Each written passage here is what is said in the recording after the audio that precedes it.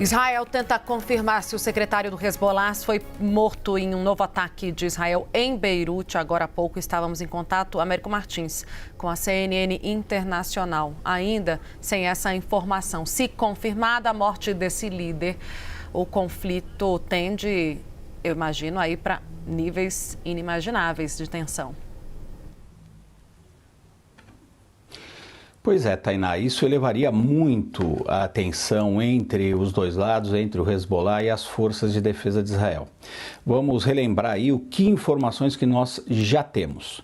Israel lançou bombas muito potentes contra subúrbios na região sul de Beirute, que é a capital do Líbano, destruindo pelo menos 4 prédios. Essa é uma região onde o Hezbollah é muito forte, onde funcionam os principais escritórios, as principais operações ali do Hezbollah, muitas delas escondidas, inclusive no subsolo e, segundo as forças de defesa de Israel, inclusive em áreas e residências civis, que seria para usar os civis como uma espécie de escudo humano para eventuais ataques. Estes foram os maiores ataques desde o início dessa guerra entre o Hezbollah e as forças de defesa de Israel. Foram bombas muito potentes, segundo todas as informações que a gente tem recebido do Líbano, seja pelos repórteres da CNN que estão lá, pelas agências de notícia, por outras fontes que nós estamos acionando no país. Foram bombas muito fortes. Israel, ao fazer um ataque deste tamanho, com forças tão potentes, bombas tão potentes, numa área que é habitada por civis, teve que fazer um cálculo, que é um cálculo que os militares têm que fazer sempre, que é qual é o risco de dano colateral, prédios destruídos, civis mortos, em relação ao objetivo militar do ataque. Então isso mostra que o Hassan Nasrallah e outros líderes do Hezbollah eram de fato o alvo de um ataque tão grande quanto este. Neste momento a gente tem várias especulações, mas nenhuma confirmação se ele está vivo ou se de fato eventualmente morreu ou foi atingido nesses ataques. Uma informação que acaba de chegar pela agência de notícias Reuters é que ele estaria vivo, segundo fontes do Hezbollah que foram ouvidas pela agência de notícia, mas nós não temos a comprovação total disso ainda. O governo israelense confirma os ataques, fontes israelenses disseram, inclusive para a apuração da CNN, que o objetivo era de fato matar o Hassan Nasrallah, que é o secretário-geral, o principal líder do Hezbollah desde 1992. Mas o governo israelense não se pronunciou oficialmente sobre eventual morte dele ou não. Isso, de fato, traz todo esse conflito para uma escala muito maior de tensão, Uribe e Tainá. Você trouxe informação, Américo. Inicialmente, uma sucessão no Hezbollah em meio a uma guerra, em meio ao maior ataque já sofrido pelo Hezbollah. Segundo, a possibilidade de retaliações. E aí sim, uma possibilidade de retaliações vindas de outros grupos financiados pelo Irã, seja o Hamas, seja os Houthis ou seja o próprio Hezbollah. O próprio Benjamin Netanyahu, na Organização das Nações Unidas, fez um discurso muito forte contra o Irã. Disse que as bombas de Israel conseguem atingir todo o território iraniano. Então, é uma escalada na guerra e mostra que Benjamin Netanyahu, neste momento, não pretende fazer um cessar-fogo. A gente viu a informação principal que tinha sido falada em relação ao Jeremy Diamond, que é o correspondente da CNN Internacional ali em Israel, de que todos os sinais estão certos de que Benjamin Netanyahu não vai abrir mão dessa guerra neste momento. Até porque, né, Américo, se ele abre mão, o Hezbollah pode se reorganizar e voltar a fazer ataques. Então ele avalia, inclusive, uma invasão por terra. E aí a gente está falando de um ponto muito sensível, porque a invasão de terra não é apenas contra o Hezbollah. A gente está falando de uma invasão de um país a outro, no caso o Líbano. Exatamente, Uribe. E você está absolutamente correto.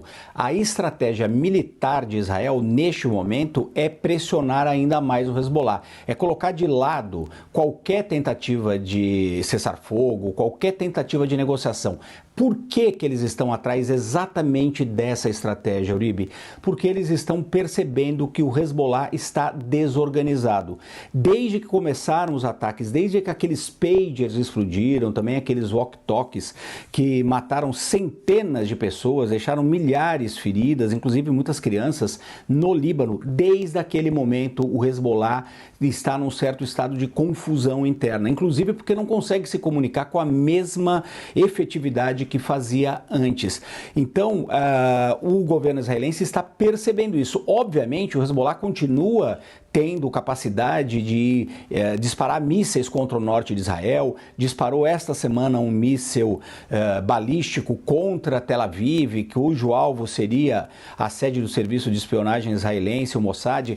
Continua sendo um grupo muito forte, mas Israel percebe que eles estão sem uma grande coordenação neste momento, o que permite esse tipo de ataque, permite que Israel consiga atingir qualquer lugar no Líbano e tenha uma resposta do Hezbollah, mas uma resposta menos intensa. Por isso, ao fazer essa avaliação de que o Hezbollah se encontra um pouco confuso neste momento, os militares israelenses vão avançar. Eles não vão parar e fazer qualquer tipo de cessar-fogo neste momento, inclusive porque eles dizem isso que você colocou, que isso daria tempo para o Hezbollah se reorganizar. Eles estão percebendo que tem condições de aumentar a pressão sobre o Hezbollah, tanto que fizeram essa opção, que é uma opção que não se faz de uma maneira fácil, lançar bombas muito potentes contra a capital do país, numa área muito habitada por civis, como aconteceu agora há pouco em Beirute. Então eles tiveram que fazer aquele cálculo,